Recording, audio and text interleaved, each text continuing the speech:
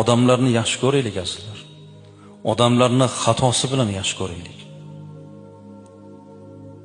Faqat kir izlaydigan odam, xato izlaydigan odamchi, u Alloh urib qo'ygan, u Alloh shu holatga tushirib qo'ygan odam u odam.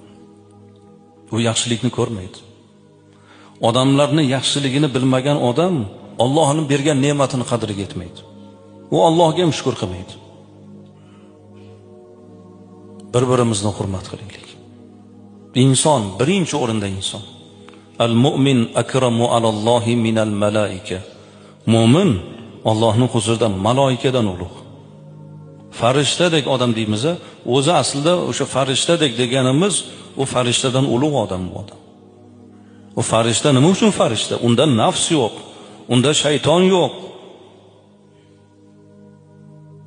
Odam nafsi bor, shaytoni bo'la turib farishtani amalni qilyapti, u odam farishtadan ulug' odam.